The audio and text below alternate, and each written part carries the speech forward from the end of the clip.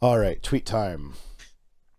Oh, good. We're beginning with case orbs. I'm so happy. There's so much case orbs in this one. You have no it's idea. like normalcy has returned to the world.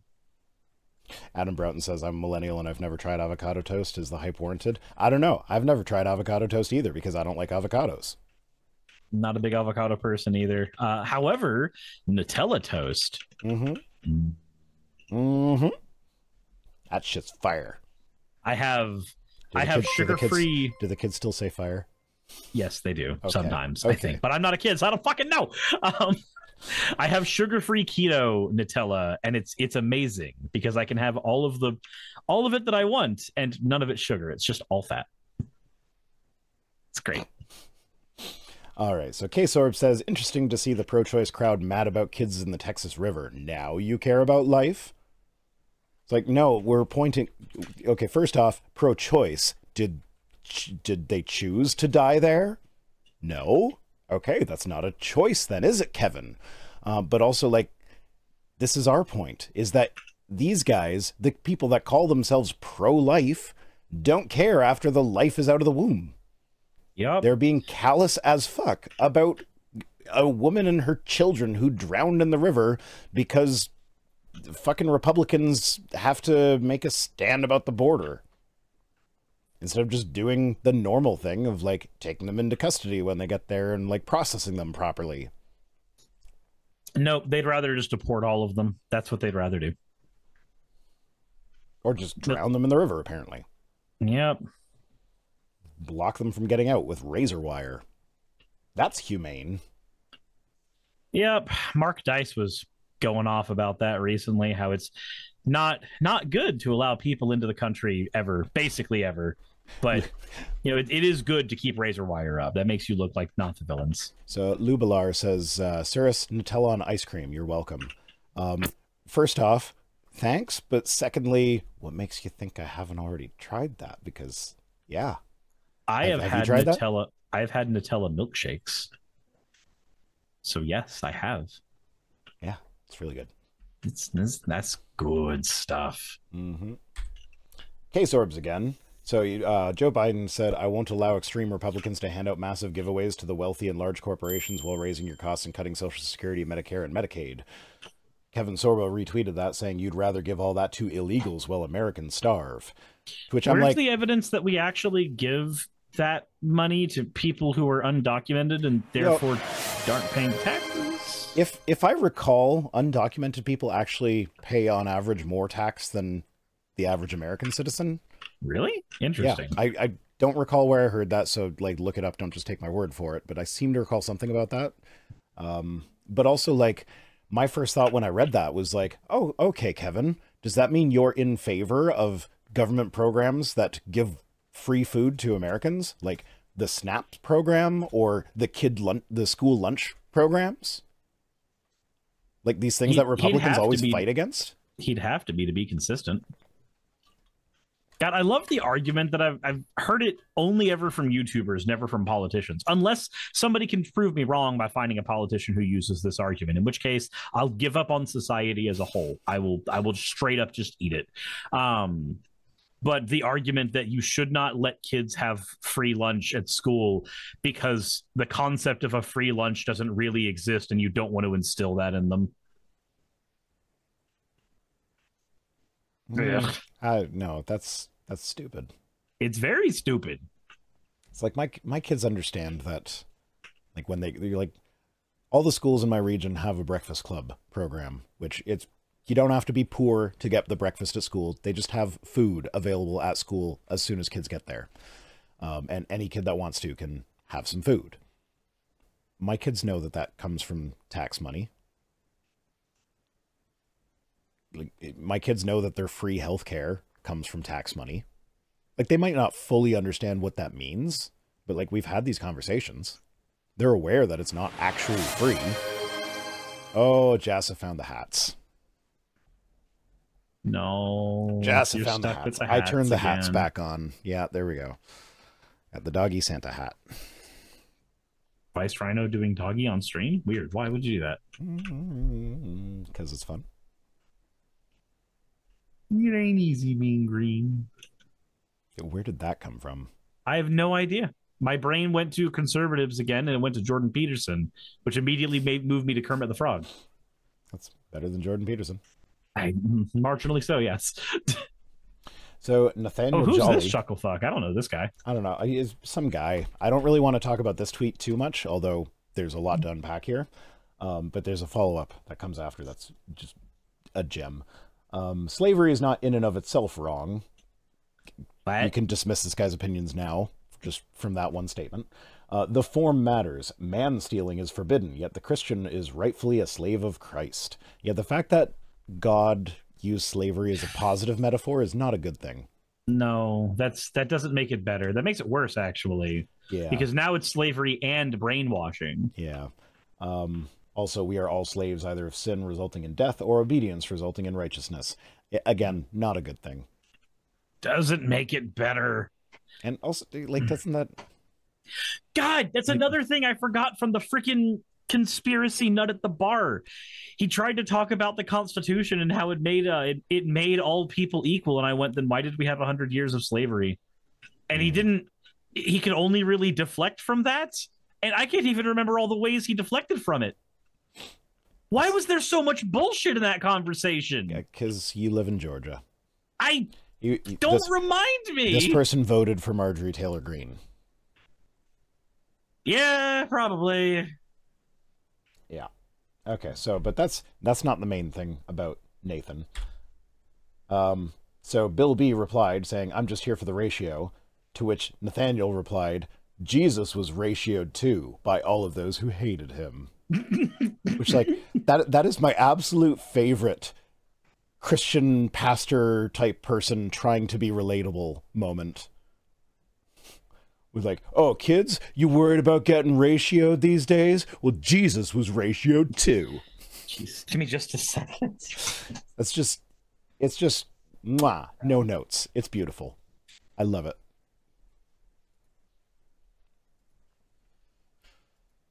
Suris is missing now. He's left me to talk on my own when my voice is in this condition. It's so cruel. We need to report this to OSHA. This is an OSHA violation.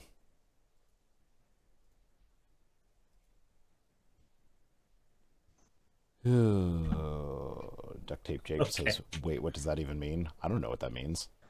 You don't know what it means? What? Wait, oh, to be ratioed? Okay, so to be ratioed is when you, like, post something, and then someone that responds to you gets more likes or interaction or whatever than you did with your original thing.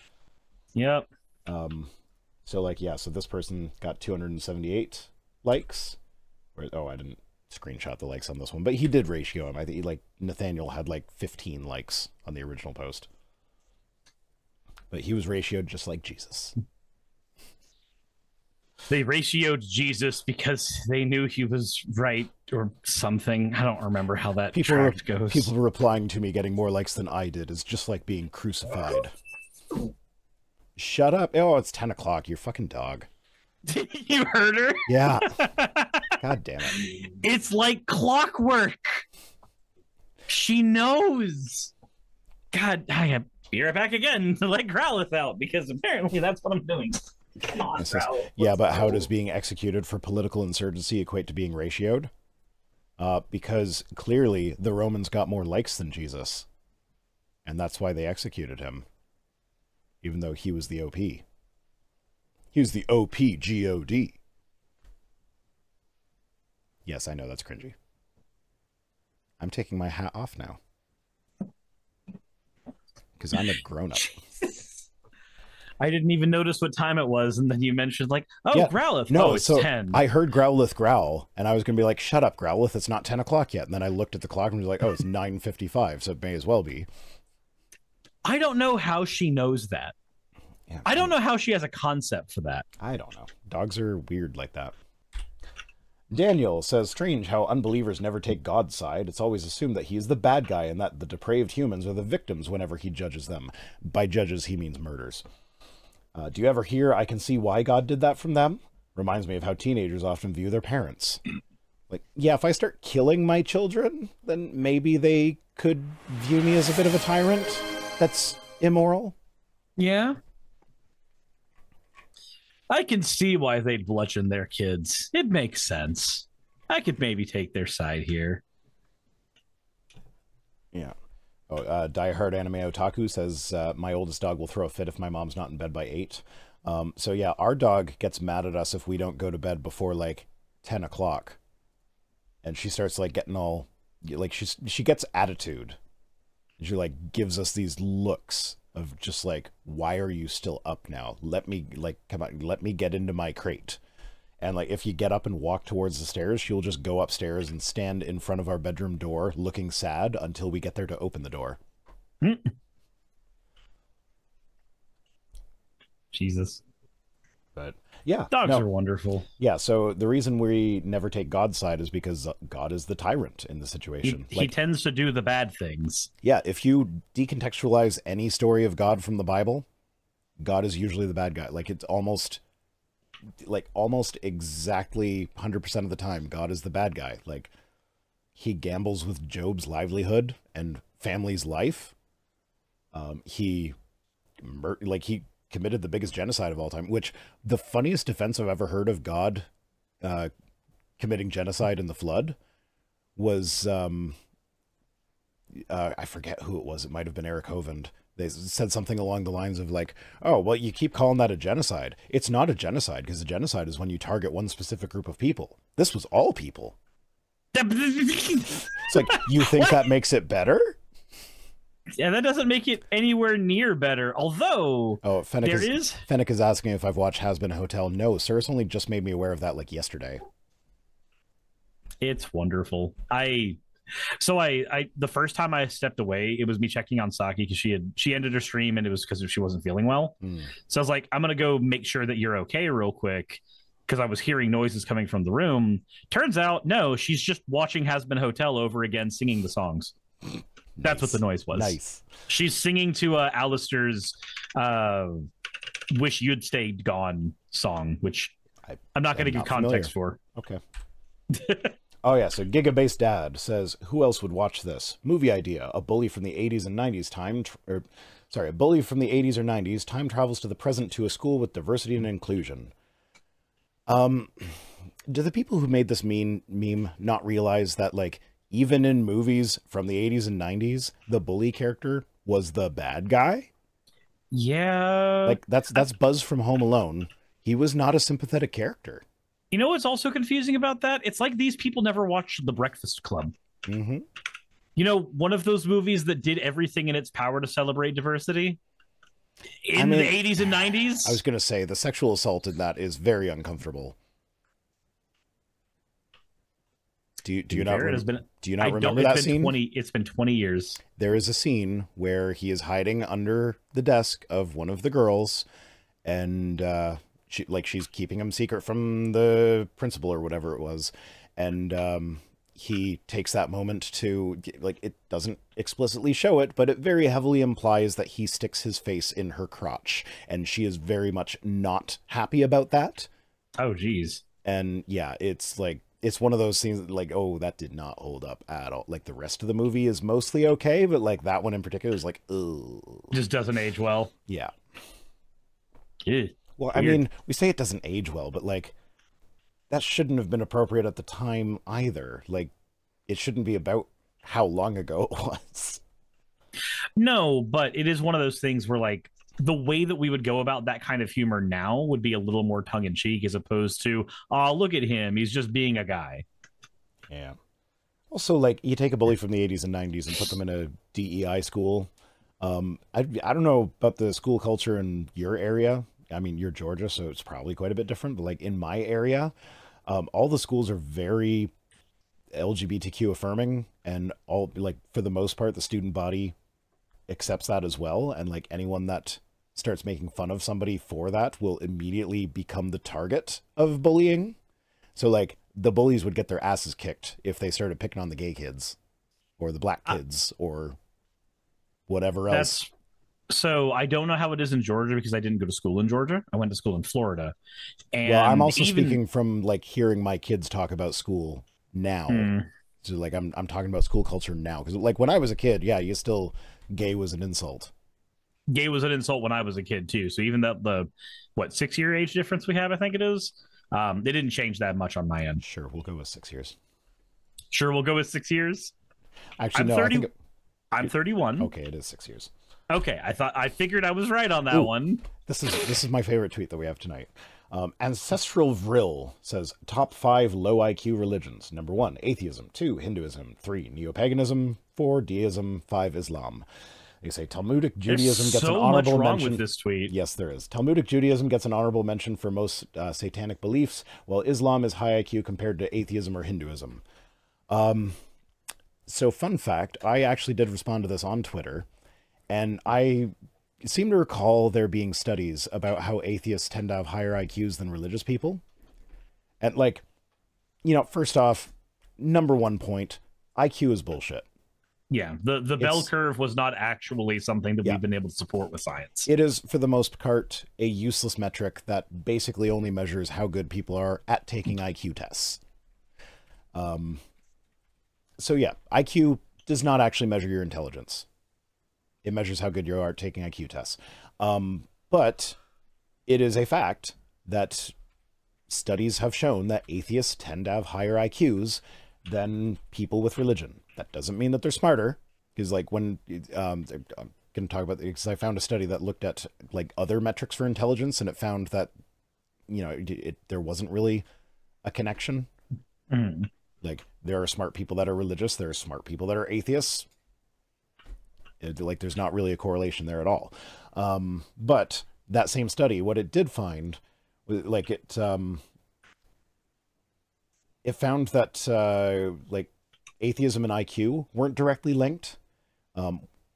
It's that people with autism tend to have higher IQs and also are more likely to be atheists. So atheism was just like the spurious correlation in there, where the actual like causal link was autism and high IQ. And so I read that, and I'm just sitting here like, my partner's been telling me that I'm autistic. Yes, you got a high IQ, buddy. I'm an atheist. So like, statistically speaking, I would probably do okay on an IQ test. And now they're saying that autism and IQ is correlated, and autism and atheism is correlated, and I am at least 2 of those 3 things. It's weird with how much like autism gets used as an insult by these people. That that low IQ is also an insult for them, but then statistically the people with autism just happen to have the IQ. I didn't even think of that, because like just the idea of using autism or IQ as an insult just seems stupid to me. It feels alien. Yeah. Like even back when I was a kid in school and gay was an insult that I used myself on occasion, I would have never thought to use autism as an insult. And like, I knew about autism. There were autistic kids in my school. But like, there have been times where I've cursed some of the problems that happened with autism, like not understanding certain social cues and stuff like that, where I've had to go with, you know, some of my friends and go, hey, so I feel like this thing that's happening right now might be autism thing, but strictly making fun of somebody for being autistic. Trying to think if there's a point where I've done that, even in my more edgy times. yeah, I actually remember when I first found out that that whole like thing. Yeah. Like, when I found out that that was like that originated with someone saying, oh, it's autistic screeching, I immediately stopped using that. And it wasn't because it's like, oh, I'm woke, because I don't want to do. It was just like, no, I'm not going to insult someone because they have autism. That's just stupid. Donald Jaramillo Jaramillo, I'm not sure how to say that, I'm sorry, says conservatives will also treat college educated as an insult. Yeah, I've seen them do that as well. Everything's an insult. So do you remember when I said that I really hope that nobody gives me an article about a Republican using the stupid argument that I just gave about food in schools? One of my mods just sent one to me that's actually even worse. Oh. According to one of the Republican reps, hunger is relative. What? I mean, technically, I guess you could say that, but that's not an argument against feeding people. Yeah, but for the purpose of it's about Minnesota kids in school and about the fact that 1 in 4 kids have insecure food situations. I think what they're probably getting at is that, like, what you guys call a hungry child in the States is probably not as hungry as a hungry child in, like, rural Africa. I don't give a shit. It's like, no, but they're still both hungry and need food, and there's one that is much easier for you guys to do something about. It's like when I've got a friend over and they say they're hungry, typically that's the signal that we need to leave the house and get food, or I need to cook something. That's what that is, because they're a guest in my home. Yeah, I don't not eat dinner one day because there are people in the world that are more hungry than me. Yeah, that would make you kind of stupid. Yeah. All right, Daniel again says, most atheists do know a fair bit about religion, but they know very little about atheism. It's like, okay, there's not much to know about atheism. That's the reason you can get into the philosophy of atheism if you want, but at its core, atheism is just answering the question, do you believe in a God, with no. Yeah, that was one of the reasons why some of the earlier, like, 10 questions atheists can't answer videos that I would do on my channel, a criticism that I got in my comment section a couple times was, well, why didn't you just answer this with that has nothing to do with atheism? Well, because then every video that I ever did like this would look exactly the same. They would all be the same thing. Yeah.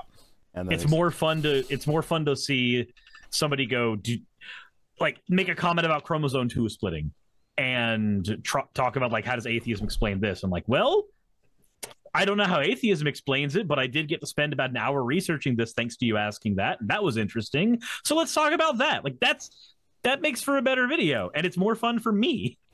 Yeah. Yeah, absolutely. And this person gets so close, but they miss it. It says, they assume atheism must be rational because religion doesn't seem to be. I turned my skeptical eye towards atheism and found it to be totally absurd. That's why I'm no longer an atheist. It's like, atheists don't know about atheism, but they know about religion, and they find religion to not be rational. That's why they're atheist. So given that the only thing you really need to know about atheism is you answer the question, do you believe in God, with no? And, like, when you examine religion and find it to be irrational, or at least find the claims to be not convincing, then saying, okay, I'm not convinced of those claims is fine. And you don't need to know anything about David Hume or any of the atheist philosophers or whatever. You don't need to go on a 15 multi-year tirade about definitions of atheism. Oh, I think I know who that's referencing. No comment. He who must not be named. Bragwin's pointing out that human chromosome 2 didn't split, it fused. Correct. Fair. Yeah. Okay, next up, K-Sorbs again. People are more willing to stand with Ukraine than they are with Texas. Yeah, you know why? Because Texas is wrong? Well, there's actually a tyrant involved with because Ukraine is actually being invaded, whereas Texas just has people looking for a better life at its border. Like, it's really that simple. Like, it's like if in the world where Canada invades the United States, which please fucking do. We burnt down the White House. Don't you remember that? Do it again. I'm sorry. So, the division of the military that burnt down the White House was the same one that my mother was a part of when she was in the reserves. Oh. Yeah.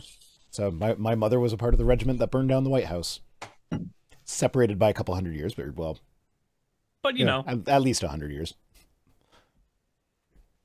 It's like being part of Rareware now. You're not technically the people who made Banjo-Kazooie, but you can pat yourselves on the back. Sure, why not? Yeah, like we got into this last week with they were Greg Abbott declared an invasion. It's like, well, is there a military force that's invading, or is it just a bunch of people? It's like, if they're not attacking you with guns as they're coming across the border, that's not really an invasion. No, not really. Yeah, so, but in Ukraine, it was people with guns and tanks and shit. Enough tanks that some farmers have their own personalized Russian tanks now. Mm-hmm. Yeah, just don't mess with the Ukrainians. They will kick your butt. It's like, So like, wasn't Putin expecting it to be over in like a week? Yeah, and now it's been still going. It's been 2 years. 2 years. Yeah, it's coming up on 2 years now. Wow. Fuck. Axo says, "How good are tanks for farming? They're pretty good at pulling a plow. They're pretty good at pulling plows. Come to think of it, they're all-terrain because they are all-terrain vehicles." Is that what the line in Les Mis meant when it said, "We will walk behind the plowshare"? It's actually a tank pulling a plow. That brings a whole new meaning to that phrase. Kind of reminds me of the opposite of that. In Magic the Gathering, one of the most popular cards is called Swords to Plowshares. And it's about, like, the picture of the card is about an old soldier who has to, like, learn how to adjust to being in a rural society instead of being in a regiment anymore. Yeah, Naramdaput says, Ukraine is being bombed and invaded. Texas is trying to usurp the power to make border policy from the federal government it belongs to. I see nothing in common between these situations. It's because there's nothing in common between these situations. Okay, now we have, so r/Facebook Science. They posted a screenshot which has some guy named Daniel Jones saying, "False. All life is CO2 based. We all require CO2 to live," which is stupid. Does that mean we're CO2 based just because we need it? Well, that's like somebody responded to him saying life is carbon based, not CO2 based. To which Daniel replied, "What does that C stand for again?" Does this person know the difference between plastic and oil? Because there's only like a tiny molecule difference between the two of them, but one is edible and one is not. I mean, or fucking table salt that it's sodium chloride made up of sodium and chlorine. But if you take chlorine by itself, that's a poisonous gas that will kill you in seconds. If you take sodium by itself, that's a metal that explodes when it touches water. Yeah. But you put the two together and you get something that is required for life. Yeah, something tasty. But yeah, so Facebook Science posted this and said, "Good Lord, seldom have I witnessed such feats of top leftness." I don't know what that means. Like, top left being, I'd imagine that's a reference to the political compass. That's the only way I could possibly parse that. Is the top authoritarian or libertarian? Authoritarian left. That'd be like your Maoists. I don't know how any of this has anything to do with that. It's the only thing I can possibly think. Just ignore the Facebook Science post. Like, the screenshot is the main thing I want to look at, because Daniel Jones replied to this posting of the screenshot to double down. Said, "Hey, that's me again. I'm so glad you can still understand basic," or I think it meant you still can't understand basic shit. LOL, the C stands for carbon. CO2 is the basis for all life on this planet, as it's one of the main fuels for plant life, which all life depends on one way or another. He just twisted what all those words mean really hard to get what he wanted out of it. Yeah. Now, ignoring chemosynthesis, the vast majority of life on the planet, yes, does depend on plants in one way or another, which does get its carbon from CO2. But that does not mean that life is it's not carbon dioxide based.